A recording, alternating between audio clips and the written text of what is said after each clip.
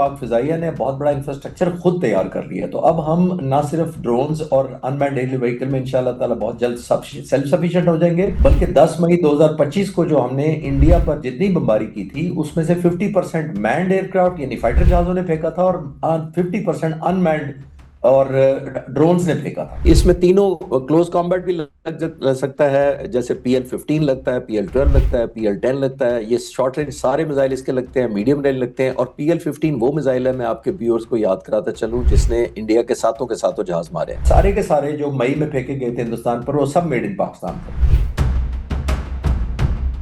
ये वही Dubai air show जिसमें तेजास जहाज गिरा था रिसेंटली, वहां भी पाक फिजाइया के सरबराह गए थे, air chief marshal Zaheer Ahmed Babar Sidhu, और वहां उनकी एक्सक्लूसिव बड़ी डिटेल्ड मीटिंग हुई थी बांग्लादेश एयर चीफ के साथ। वो बड़ा सीरियस है, ना सिर्फ JF-17 थंडर में बल्कि ट्रेनिंग में, इंफ्रास्ट्रक्चर में, साइबर कमांड इंफ्रास्ट्रक्चर जितना हमारा है उसमें बड़ा दिलचस्पी रखते हैं।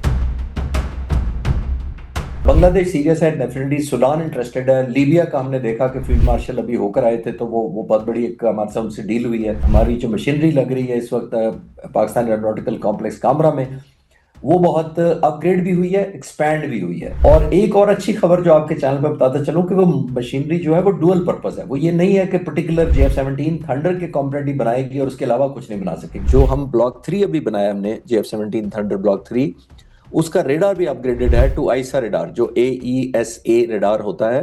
ये रेडार की रेंज है तकरीबन 200 किलोमीटर प्लस। अल्हम्दुलिल्लाह जिस रेंज पर J-10C फायर कर सकता है जितनी दूर तक, अब PL-15 के साथ JF-17 थंडर भी उतनी रेंज तक फायर कर सकता है।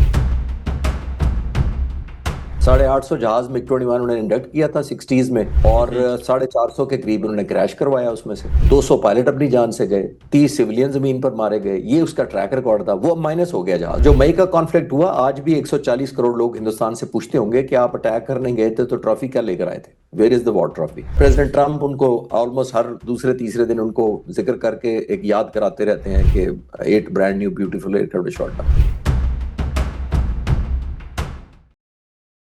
बिस्मिल्लाहिर्रहमानिर्रहीम, अस्सलाम वालेकुम नाज़रीन। अनफोल्ड पाकिस्तान में आपको खुशामदीद कहते हैं। JF-17 थंडर की पूरी दुनिया इस वक्त गर्विदा हो चुकी है और पाकिस्तान के बाहर लाइंस लग चुकी है JF-17 थंडर को खरीदने के लिए। आखिर JF-17 थंडर में ऐसी क्या खास बात है कि पूरी दुनिया से डिमांड्स आ रही हैं कि हमें JF-17 थंडर चाहिए। राफेल और JF-17 थंडर का मवाजना किया जा सकता है या फिर नहीं, और इन डील्स का पाकिस्तान के ऊपर क्या इम्पैक्ट होगा, इस पर बात करने के लिए आज हमारे पास जो है फॉर्मर GD पायलट हैं, सितारे इम्तियाज़ मिलिट्री है। इनकी खिदमात के एतराफ़ में इनको नवाजा गया, सितारे बसालत से भी नवाजा गया। आप सबके पसंदीदा air commodore retired Khalid Chishti साहब, अस्सलाम वालेकुम सर। जी वालेकुम अस्सलाम जी, बहुत शुक्रिया जवाद, आपने इनवाइट किया है yet again. Thank you so much sir, thank you so much sir. ये बताइए कि JF-17 थंडर की मांग बढ़ रही है। सबसे पहले तो ये बताइए कि डील्स किन किन ममालिक से कंफर्म हो चुकी है और कौन कौन से ममालिक जो में इंटरेस्टेड दिखाई दे रहे हैं। जवाब देखिए, एक तो मैं जैसे आपसे थोड़ी देर पहले बात कर रहा था कि मैं एक डॉक्यूमेंट्री बनाई है, अपने चैनल पर मैंने डाली है। उसमें कुछ मैंने कंफर्म किए हैं और कुछ मेरे इल्म में है, लेकिन हम कर नहीं सकते बिकॉज ऑफ कॉन्फिडेंशियलिटी। उसकी वजह ये होती है कि मैं पहले वो एक्सप्लेन कर देता हूँ। इसकी वजह ये होती है कि हम स्पेयर पार्ट्स कुछ पे डिपेंडेंट है, चाइना पे, इंजन पे डिपेंडेंट है, रशिया पे, मार्टिन बेकर हमारी इंजेक्शन सीट ब्रिटिश है जो one of the best in the world है, और बहुत सारा रॉ मटेरियल भी हमारा भी आता है। जाहिर है पाकिस्तान भी कहीं से रॉ मटेरियल लेता है। तो जब आप ये डिस्क्लोज कर देते हैं कि इतने मुल्क हैं, इतने बिलियन हैं, हमारे तो काया पलट गई, हमारा तो मुस्तकबिल वो हो गया, तो फिर वो जो वेंडर्स होते हैं, आप एग्री करेंगे कि वो फिर एकदम उनके अलार्म खड़े होते हैं। वो समझते हैं कि जनाब ये तो हमारा परसेंटेज बढ़ना चाहिए, हम जिस रेट्स पे आपको चीजें दे रहे थे, आपको तो इतने ऑर्डर मिल गए हैं। तो आई थिंक वो फिर एक हमारा एक इशू खड़ा हो जाता है। तो इसलिए नाम जिनके मैं ले सका हूँ उसी डॉक्यूमेंट्री में मैं दोबारा ले देता हूँ। कुछ मुल्क हैं जिनके बड़ी सीरियस नेगोशिएशन पाइपलाइन में है, वो जैसे मैंने अर्ज किया कि वो नाम अभी बताना शायद नेशनल इंटरेस्ट में नहीं होगा। जिन मुल्कों से हमारी हो चुकी है वो तो म्यांमार हम सब जानते हैं, नाइजीरिया, अजरबैजान, ये 3 मुल्क तो कंफर्म जिनको डिलीवरी हो चुकी है। उसके बाद हमने देखा कि इराक ने दिलचस्पी ली है, बांग्लादेश बहुत सीरियसली कंसिडर कर रहा है। वो इसलिए कि पाक फजाइया के सरबराह से उनकी 2 मुलाकातें हुई हैं रिसेंट पास में, एक दुबई एयर शो में, ये वही दुबई एयर शो जिसमें तेजास जहाज गिरा था रिसेंटली, वहां भी पाक फजाइया के सरबराह गए थे, air chief marshal Zaheer Ahmed Babar Sidhu, और वहां उनकी एक्सक्लूसिव बड़ी डिटेल्ड मीटिंग हुई थी बांग्लादेश एयर चीफ के साथ। वो प्रिलिमिनरी थी, लेकिन हम एग्री करते हैं कि क्योंकि बांग्लादेश के हालात ऐसे हैं तो वो पॉलिटिकल इंस्टेबिलिटी की वजह से उस स्पीड पे नहीं बढ़ी। लेकिन वो अभी आपने देखा 2 हफ्ते पहले वो पाकिस्तान तशरीफ लाए दोबारा। वो बड़ा सीरियस है, ना सिर्फ JF-17 थंडर में बल्कि ट्रेनिंग में, इंफ्रास्ट्रक्चर में, साइबर कमांड इंफ्रास्ट्रक्चर जितना हमारा है उसमें बड़ा दिलचस्पी रखते हैं। एक बांग्लादेश है, दूसरा इराकी एयरफोर्स के चीफ से अभी हमारे सरबराह मिलकर आए हैं जब वो सऊदी अरब गए थे। और ये भी मैं डिनाई कर दूं एक और बात आपके चैनल के तवज्जो से कि सऊदी अरब से फिलहाल हमारा कोई डील नहीं हो रही। वो खबरें गलत हैं, मैंने कंफर्म की है हेडक्वार्टर पाक फिजाई की लीडरशिप से भी, तो उसमें कोई सब्सटेंस अभी नहीं है। बांग्लादेश सीरियस है डेफिनेटली, सूडान इंटरेस्टेड है, लीबिया का हमने देखा कि फील्ड मार्शल अभी होकर आए थे तो वो बहुत बड़ी एक हमारे साथ उनसे डील हुई है। तो ये मुल्क हैं, 3 और मुल्क भी हैं अफ्रीका के, और वो बड़ी गहरी दिलचस्पी रखते हैं, लेकिन वही जैसे मैंने पहले कहा कि अभी उनके नाम बताना शायद हमारी इंटरेस्ट में नहीं होगा। सर, JF-17 थंडर बनने का प्रोसेस क्या है? कितना ये पाकिस्तान में बनता है और कितनी डिपेंडेबिलिटी हमारे दूसरे ममालिक पर है, जिस तरह अभी आपने बताया? देखिए, हमारी इस वक्त है 58% पाकिस्तान में बनता है, 42% चाइना में बनता है। और ये रेशो के साथ चाइना जो है, इसके अलावा हम डिपेंडेंट हैं रशियन इंजन के ऊपर। लेकिन अच्छी खबर ये है जो मैंने अपने चैनल पर भी बताई है कि रशिया का अल्टरनेट इंजन का चाइना ने खुद तैयार कर लिया, तो हमारी डिपेंडेंसी अब रशियन फैक्टर निकल जाएगा उसमें से, और हमारा और चाइना का रह जाएगा। और अभी बड़ी अग्रेसिवली हमारी जो ट्रांसफर ऑफ टेक्नोलॉजी पे बहुत जोर प्रेजेंट एयर चीफ ने बहुत दिया है कि जो हम यहाँ कर रहे हैं अगर वो चाइना में हो रहा है तो हम ट्रांसफर टेक्नोलॉजी करें, यानी हम खुद सलाहियत पैदा करें। तो बहुत ज्यादा अल्हम्दुलिल्लाह ट्रांसफर टेक्नोलॉजी हुई भी है। ये रेशो बड़ी जल्दी पाकिस्तान के हक में और अच्छी हो जाएगी। हमारी जो मशीनरी लग रही है इस वक्त पाकिस्तान एरोनॉटिकल कॉम्प्लेक्स कामरा में, वो बहुत अपग्रेड भी हुई है, एक्सपैंड भी हुई है। और एक और अच्छी खबर जो आपके चैनल पर बताता चलूं कि वो मशीनरी जो है वो डुअल पर्पस है। वो ये नहीं है कि पर्टिकुलर JF-17 थंडर के कॉम्पोनेंट ही बनाएगी और उसके अलावा कुछ नहीं बना सकेगी। यानी अगर किसी वजह से थंडर के ऑर्डर कम भी हो जाते हैं तो मशीनरी हमारे ड्रोन्स हैं, अनमैन्ड और दूसरी चीजों में इस्तेमाल होती रहेगी जो हमारे इक्विपमेंट की जरूरी होती है। सर, अभी आपने अनमैन्ड का कुछ जिक्र किया, अनमैन्ड का भी कोई सरप्राइज आ रहा है? अनमैन्ड का एक तो सरप्राइज आ चुका है, वो सब पब्लिक को पता है कि टर्की जाहिर तुर्किश एयरफोर्स ने हमारी बड़ी मदद की थी वॉर से पहले भी। ट्रांसफर टेक्नोलॉजी में भी हमें दिए भी थे उन्होंने, unmanned aerial vehicle, loitering mission, killer drone, ये हमने उनसे लिए भी थे। शापर है, इकिंची है, शापर 1 और 2 है। वो बड़े इफेक्टिवली ना सिर्फ पाकिस्तान का हिस्सा बने बल्कि मई के कॉन्फ्लिक्ट में बड़े अग्रेसिवली इस्तेमाल भी हुए। और अच्छी खबर ये है जो आप पूछ रहे थे, वो ये है कि पाक फिजाइया ने बहुत बड़ा इंफ्रास्ट्रक्चर खुद तैयार कर लिया। तो अब हम ना सिर्फ ड्रोन्स और अनमैन्ड एरियल व्हीकल में इंशाल्लाह ताला बहुत जल्द सेल्फ सफिशिएंट हो जाएंगे, बल्कि 10 मई 2025 को जो हमने इंडिया पर जितनी बमबारी की थी उसमें से 50% मैन्ड एयरक्राफ्ट यानी फाइटर जहाजों ने फेंका था, और 50% अनमैन्ड और ड्रोन्स ने फेंका था। तो ये मैं सिर्फ आपको रेशो बता रहा हूं, और सारे के सारे जो मई में फेंके गए थे हिंदुस्तान पर वो सब मेड इन पाकिस्तान थे। सर, ये बड़ी एक अच्छी न्यूज़ है। अच्छा सर, ये प्रोडक्शन के हवाले से भी बड़ी इस वक्त जो है वो बहस छिड़ी हुई है और प्रोपेगेंडा भी कुछ लोग फैला रहे हैं, कह रहे हैं कि पाकिस्तान को अगर इतने ऑर्डर्स आ भी गए तो पाकिस्तान इतने नहीं बना पाएगा जहाज। तो इसका क्या तरीक़ाकार होता है? 1 साल में बनाने पड़ते हैं या फिर with the passage of time? जी, वो फिर मैं रेफर इसलिए कर रहा हूँ कि मैंने उधर डॉक्यूमेंट्री में भी कहा अगर डुप्लीकेशन हो जाए तो मैं माजरत, क्योंकि मैंने अपने में भी यही बातें कवर की हैं। जो बड़ा अच्छा सवाल आपने किया है, और बहुत ज्यादा लोग मुझसे भी पूछते हैं, चैनल्स पर जाता हूँ वो भी ये कहते हैं कि जी हमें 150-200 ऑर्डर मिल भी गया तो ये तो हमारी प्रोडक्शन के हिसाब से 10-15 साल का काम है। तो बिल्कुल ऐसा नहीं है, मैं बताता हूँ उसकी तरीकाकार क्या होता है। तरीकाकार ये होता है, दुनिया में कोई भी फाइटर आप खरीद लें मोस्ट मॉडर्न, मैं अभी मिसालों पे आता हूँ। तो जब आप ऑर्डर करते हैं 40 का या 30 जहाजों का, वो इकट्ठे डिलीवर नहीं होते। ये नहीं होता कि हमने ऑर्डर किया तो अगले महीने 30 जहाज पाकिस्तान लैंड कर जाएंगे। ऐसी दुनिया में कहीं भी नहीं होता, अमेरिकन कंपनियां भी ऐसा नहीं करती। वो करती क्या है, बुनियादी तौर पर जब आपसे ऑर्डर ले लेते हैं तो फिर आपका वो डेवलपमेंट करते हैं, ऑर्डर इंफ्रास्ट्रक्चर और बाकी चीजें डेवलप करना शुरू करते हैं। नंबर 1। नंबर 2, वो ये शुरू करते हैं कि आपके ऑर्डर के बाद टेक्नोलॉजी ट्रांसफर से किसी भी तरह की से पहले आपके पायलट्स, इंजीनियर, टेक्नीशियंस को ट्रेनिंग दी जाती है। वो बड़ा लंबा प्रोसेस होता है। मैं आपको एक और चीज बताता चलूं कि जब एक फाइटर पायलट को आपने एक जहाज पर चेंज कराना है यानी कन्वर्ट कराना है, JF-17 थंडर उसने कभी नहीं उड़ाया पहली दफा, वो चंद हफ्ते की ग्राउंड ट्रेनिंग के बाद 4 या 5 सॉर्टीज करने के बाद या मिशन करने के बाद वो इस काबिल हो जाता है कि जहाज को अकेला उड़ा लेता है। लेकिन आपके इंजीनियर टेक्नीशियन 5 घंटे में ट्रेन नहीं होते, वो महीनों और सालों लगते हैं उनको स्किल डेवलप करते हुए। होता यह है दुनिया में कि जब भी जहाज दिए जाते हैं वो 4 या 5 जहाज दिए जाते हैं इनिशियली, जिसका मतलब है आमतौर पर 2 ड्यूल सीटर उसमें होते हैं, अगर उस जहाज का डुअल सीटर है 3 या 4 सिंगल सीटर होते हैं। वो एयरफोर्स अपनी मैन पावर ग्राउंड टेक्नीशियंस को भी ट्रेन करती है उन्हीं जहाजों पर, मेंटेन कैसे करना है, उनका लुक आफ्टर कैसे है, रिफ्यूलिंग कैसे है, वेपन लोडिंग कैसे है, और फिर उसके बाद वो पायलट्स को भी ट्रेनिंग करते हैं। जब वो पायलट ट्रेन होके बढ़ते जाते हैं नंबर में, तो ऐड होते जाते हैं जहाज, यानी आपने 6 दिए तो फिर उसके बाद और 6 दे दिए, फिर 6 और दे दिए। तो ये कई सालों पे प्रोसेस होता है। अब मुझे मिसालें मैं आपको दे देता हूं, जो मैंने अपनी डॉक्यूमेंट्री में भी दी, आपके शेयर कर लेता हूं।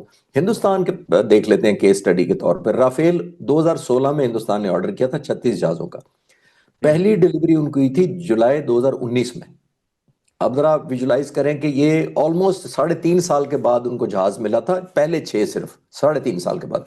उसके बाद उनकी कंप्लीट 36 जहाज उनको तकरीबन पौने 6 साल में मिले हैं। चलें आगे पाकिस्तान की तरफ आ जाते हैं। 1982-83 में हमने F-16 लिए थे अमेरिका से, 40 जहाजों का ऑर्डर था, 6 जहाज पहले मिले, फिर उसके बाद 6 मिले, फिर आहिस्ता आहिस्ता ऐड होते गए, 3-4 सालों में मुकम्मल हुए। J-10C अभी हमने लिया है, जो 3.5 साल पहले तकरीबन हमने फरवरी 2022 में लिया है, मार्च में 2000। अब ये 20 जहाज हमारे पास पहले 6 आए हैं, फिर 6 आए हैं, और फिर 8 आए हैं। हालांकि ये रिकॉर्ड मुद्दत में हमने डिलीवरी ली है, लेकिन फिर भी नहीं हुआ कि 20 के 20 पाकिस्तान इकट्ठे आकर लैंड कर जाए। तो ये इसका मैंने एक्सप्लेनेशन इसलिए की है। हम भी इसी तरह ही देंगे, जिस मुल्क का जहाज का ऑर्डर आएगा, हम उनको 4 या 6 जहाज देंगे, वो ट्रेनिंग करेंगे अपने टेक्नीशियंस की, जब वो कर लेंगे फिर और ऐड होते जाएंगे, और बराबर की डिस्ट्रीब्यूशन होती जाएगी हमारी प्रोडक्शन के साथ साथ। अच्छा सर, JF-17 थंडर की मिसाइल्स भी उस हवाले से भी थोड़ा जानना चाहेंगे। इसके अंदर कौन कौन से मिसाइल्स लग सकते हैं, और इसके अंदर मिसाइल की वजह से, क्योंकि मेरे ख्याल से short range, medium range, long range तीनों लग सकते हैं इसके अंदर।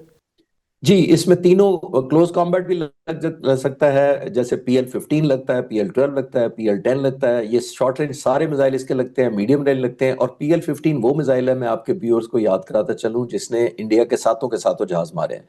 यानी कि इसके लिए जरूरी होता है कि इसका रेडार भी कंपैटिबल हो। जो हम ब्लॉक 3 अभी बनाया हमने, JF-17 थंडर ब्लॉक 3, उसका रेडार भी अपग्रेडेड है टू आईसा रेडार, जो AESA रेडार होता है। ये रेडार की रेंज है तकरीबन 200 किलोमीटर प्लस। तो जब एक वेपन सिस्टम आप लगाते हैं, तो आपको रेडार भी कंपैटिबल चाहिए होता है। तो हमने रेडार भी अपग्रेड किया है, मिसाइल PL-15 उस पर लगता है। तो इसका मतलब ये हुआ कि अल्हम्दुलिल्लाह जिस रेंज पर J-10C फायर कर सकता है जितनी दूर तक, अब PL-15 के साथ JF-17 थंडर भी उतनी रेंज तक फायर कर सकता है। मतलब सर, कॉम्बैट के लिए इस्तेमाल किया जा सकता है, साथ सर्वेलेंस के लिए भी इसको इस्तेमाल किया जा सकता है। सर्वेलेंस के लिए दूसरी चीजें होती हैं। सर्वेलेंस के हमारे पास दूसरे जहाज हैं, ऑल्दो नेटवर्किंग होती है। हमने नेटवर्क डिफरेंट जहाजों से करना होता है, इंटीग्रेशन करना होता है। लिंक 17 हमने खुद इंडिजीनियस पाकिस्तान में बनाया है, जिसमें पाक फिजाइया के तमाम जहाज आपस में कनेक्टेड होते हैं। यानी अगर आप हवा में उड़ रहे हो और हमने कोई ऑपरेशन करना है किसी पर्टिकुलर जगह पर, या किसी दुश्मन के जहाजों के खिलाफ, तो हर रेडार एक दूसरे से कनेक्टेड होता है, एक दूसरे की पिक्चर को जानता है, अपडेट लेता रहता है, और ओरिएंटेशन उसकी वही होती है जो किसी पीछे एयरमोन अर्ली वार्निंग की है, या JF-17 की है, या F-16 की है, या J-10C की है। तो ये अल्हम्दुलिल्लाह ये बहुत बड़ी हमारी डिपेंडेंसी दुनिया के बाकी मुल्कों पर खत्म हुई है। हम खुद करते हैं सारे का सारा, मॉडर्नाइजेशन भी हम करते हैं इसको, अपग्रेडेशन, और किसी के पास हमारे कोड की ऐसी फिक्र नहीं हमें होती। अच्छा सर, राफेल का और JF-17 थंडर का वैसे आई डोंट नो कि कंपैरिजन हो सकता है या फिर नहीं हो सकता। मैं आपसे जानना चाहूंगा, इसको कंपेयर किया जा सकता है आपस में एक दूसरे के, क्योंकि ये भी 4.5 जनरेशन ब्लॉक 3 हमारा, वो भी 4.5 जनरेशन। बिल्कुल, देखिए हर जहाज को हर कैपेबिलिटी में मैच टू मैच नहीं किया जाता। मैं आपको सादा व्यूअर्स को बता देता हूं कि गाड़ी को जब कंपेयर करते हैं, तो ये नहीं होता कि वो टायर जो उसमें लगा है वो उसमें लगा है, जो इंजन उसमें लगा है वो उसमें लगा है, जो उसकी बोनेट की जगह है, स्पेस है, वो उतनी, यानी यूं नहीं मैच होता। आपने ओवरऑल देखना होता है कि जहाज की परफॉर्मेंस, वेपन सिस्टम, इंजन की परफॉर्मेंस, रिलायबिलिटी, उसकी सर्वाइवेबिलिटी, जो इलेक्ट्रॉनिक स्वीट होता है वो देखना होता है। यानी किसी चीज में JF-17 थंडर प्लस होगा जरा सा, किसी में राफेल प्लस होगा, और किसी में कोई और जहाज प्लस होगा। तो हमने एक ओवरऑल पैकेज देखना होता है। ये नहीं देखना होता कि जो बेस्ट चीजें दुनिया में अवेलेबल है वो JF-17 थंडर में है कि नहीं है, वो ऐसा नहीं होता। कहीं थोड़ा बहुत इस जहाज को कॉम्प्रोमाइज करना होता है, कहीं यूरोप के। अब यूरोफाइटर टाइफून है, तेजास जो इंडिया का है, जो बहुत सारे जहाज जो यूरोप एक्सपोर्ट करता है, उसके कंपैटिबल उस कैटेगरी में ये आता है। तो ये हम कह सकते हैं कि हमारा जो 4.5 जनरेशन की जो वर्ल्ड की है, उनसे मैच भी करता है। और आउटबीट कहां करता है? आउटबीट करता है प्राइस में। यानी जो यूरोफाइटर जहाज है उससे हमारी 3 गुना 4 गुना हमारी कम है, जो प्राइस है यूं समझ लें। तो इतनी कम होने के बावजूद अगर हमारा राफेल, जैसे मैंने कहा, यूरो फाइटर और तेजास और इनसे आउटस्मार्ट सिर्फ इसलिए करता है कि मोस्ट अफोर्डेबल है, और ये जहाज उन डेवलपिंग एयरफोर्सेज के लिए बना है जो बुनियादी तौर पर मॉडर्नाइजेशन तो करना चाहती हैं लेकिन बजट लिमिट के अंदर अंदर रहते हुए, उसके लिए ये आइडियल है एयरक्राफ्ट। अच्छा सर, भारत की अगर बात की जाए तो वो इस वक्त बड़ा दबाव का शिकार है पाकिस्तान की डील्स की वजह से। और रिसेंटली उनकी स्टेटमेंट भी आई थी, वो कह रहे थे कि जो फिफ्थ जनरेशन है रशिया का, वो फिफ्थ जनरेशन दरअसल नहीं है। स्क्वाड्रन्स भी उनके कम दिखाई दे रहे हैं और उसको वो पूरा भी नहीं कर पा रहे, उनकी डील्स भी नहीं हो पा रही। इंडिया का डेफिनेटली प्रेशर है, और बहुत सारे लोग मुझे जुलाई में या जून में सून आफ्टर कॉन्फ्लिक्ट ये सवाल करते थे, मुझे याद नहीं आपने भी किया हो, कि अब आगे क्या लगता है इंडिया कोई ऐसा मिस एडवेंचर करेगा।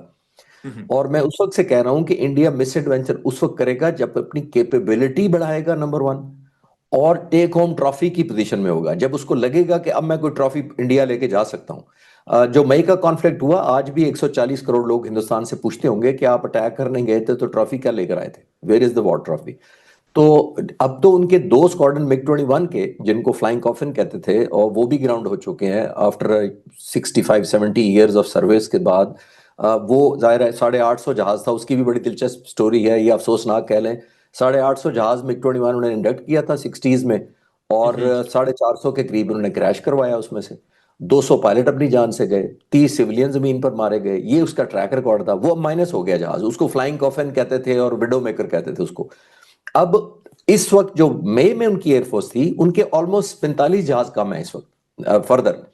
तो अभी न्यू इंडक्शन जब तक नहीं होती, कैपेबिलिटी नहीं डेवलप होती, जो उन्होंने लेसन ड्रॉ करने थे वो कर नहीं लेते।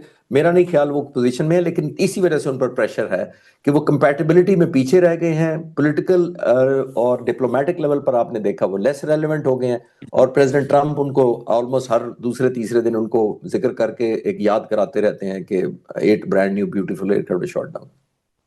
अच्छा सर, चाइना की तरफ से भी कुछ खबरें हम देख रहे थे, आ रही थी कि J-35 वो पाकिस्तान 2026 में आ जाएंगे, फिफ्थ जनरेशन के फाइटर जेट्स। तो इस हवाले से कोई कंफर्मेशन हो सकी है? नहीं, अभी कर नहीं पा रहे हम, या करना नहीं चाहेंगे इस वक्त, कि हम एंगेज जरूर हैं चाइना के साथ, डेफिनेटली, इसमें कोई शक नहीं है। इस तरह तो अमेरिका की, यूनाइटेड स्टेट्स के जो मैन्युफैक्चरिंग कंपनी है F-16 की, उसके साथ भी हम एंगेज हैं, क्योंकि हम F-16 को भी अपग्रेड करना चाहते हैं। इसको कहते हैं MLU, मिड लाइफ अपग्रेडेशन। वो भी हम इंटरेस्टेड हैं, क्योंकि ये जहाज वेपन वाइज भी J-10C और JF-17 थंडर ब्लॉक 3 के जो PL-15 के मिसाइल हैं उसके मैच नहीं करते, उससे उनकी रेंज कम है, तकरीबन आधी है। तो हम उनको भी अपग्रेड करना चाहते हैं ताकि वो भी लीथल हो। और F-16 का मैं कहता चलूं कि बहुत सीजनड हमारा ना सिर्फ एयर क्रू है, फाइटर पायलट्स ऑलमोस्ट हम 43-44 साल से पाक फिजाइया उड़ा रही है, technicians, ground crew, engineering, weapon officers हमारे इंतहाई सीजनड है। तो जाहिर F-16 भी हम अपग्रेड करना चाहते हैं, लेकिन J-35 का हम अभी कोई फाइनल या डेडलाइन या कोई फाइनल गो हेड हम बताने की पोजीशन में इस वक्त पाक फिजाइया नहीं है। सर, J-36 की भी फुटेज रिलीज की गई थी चाइना की जानिब से, and it was like a B-2 bomber की तरह वो दिखाई दे रहा था। जी, वो बहुत सारे जहाजों पे काम कर रहे हैं, जैसे हम पहले भी बात कर चुके हैं, J-20 पे भी काम कर रहे हैं, वो भी स्टेल्थ जहाज है उनका, वो नए मॉडर्न जहाजों पे काम करते रहते हैं। हम खुद PFX यानी पाकिस्तान फाइटर जेट पे हम काम कर रहे हैं बड़ी तेजी से, अल्हम्दुलिल्लाह। वो सारे का सारा पाकिस्तान में प्लान इंशाल्लाह ताला होगा, जब भी होगा हमारी डिपेंडेंसी चाइना पर, रशिया पर, सब पर खत्म हो जाएगी इंशाल्लाह ताला।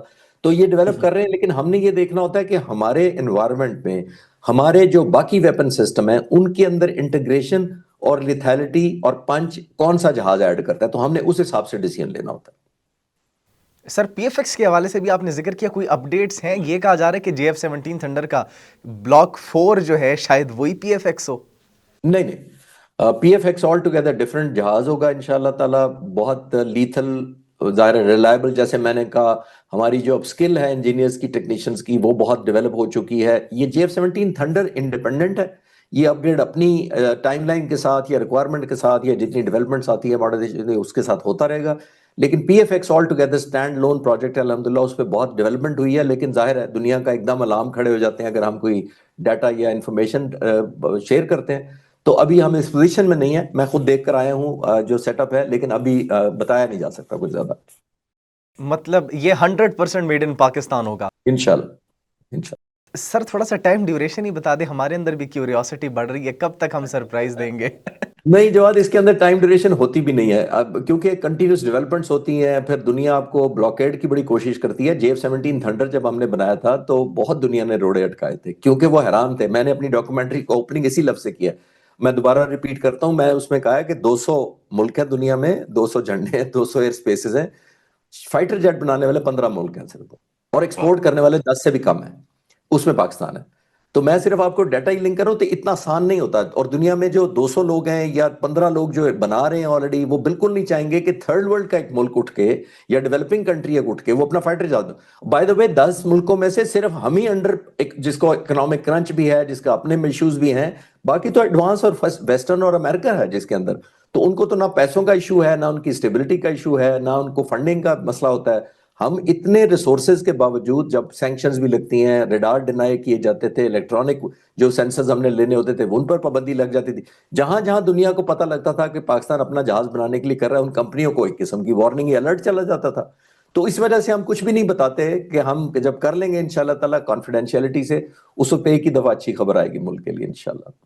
इंशाल्लाह इंशाल्लाह सर। सर ईरान के हवाले से भी मैं थोड़ा जानना चाह रहा था, उनकी एयर पावर और एयर डिफेंस के हवाले से वहाँ पर भी कुछ ये कहा जा रहा है कि रशिया के कार्गो प्लेन्स पहुँच रहे हैं, उनके साथ कोई पसे पर्दा डील्स हो रही हैं, रशिया भी उनको सपोर्ट कर रहा है। तो पहले हमने 12 रोज़ा जो जंग थी इसराइल की और ईरान की, उसमें बड़ा नुकसान हुआ था क्योंकि ईरान की एयर पावर हमें काफ़ी वीक दिखाई दे रही थी। देखिए, मुझे उस वक्त भी अफसोस हुआ था, स्टूडेंट अफेयर पावर, और मैं थोड़ा कंसर्न भी था कि ईरान जाहिर है बहुत ज़बरदस्त एक डेवलपिंग कंट्री था, नो डाउट अबाउट इट। उनके इतने इश्यूज थे जब ये वेस्टर्न इन्फ्लुएंस में थे, शाह ईरान थे यहाँ पे। ऑलमोस्ट मुझे याद है 75 के करीब F-16 का ऑर्डर हुआ था जब शाह ईरान हटाया गया, जब उनको, नंबर वन। उसके बाद अनफॉर्चुनेटली अमेरिकन जहाज थे इनके पास, मोस्टली F-14।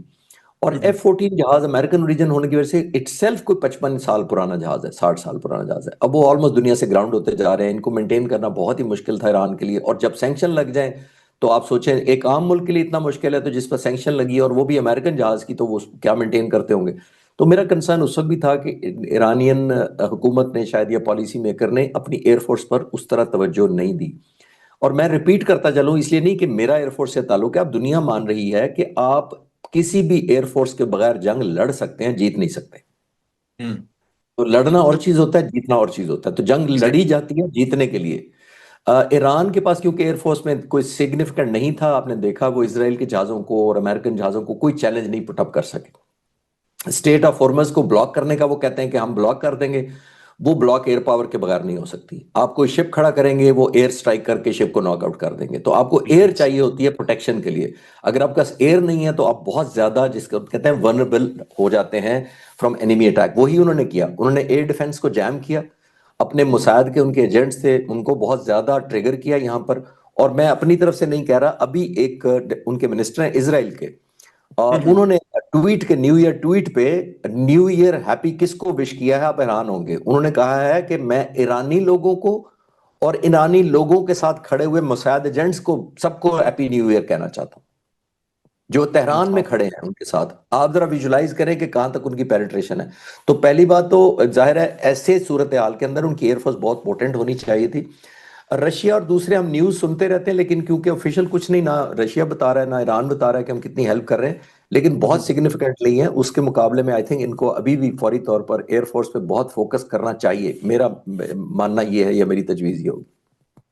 सर सर वैसे लगता है आपको कि चाइना स्टैंड लेगा अगर कोई ऐसा हैपनिंग होती है उनकी एयरफोर्स के लिए, उनकी एयर डिफेंस सिस्टम के लिए?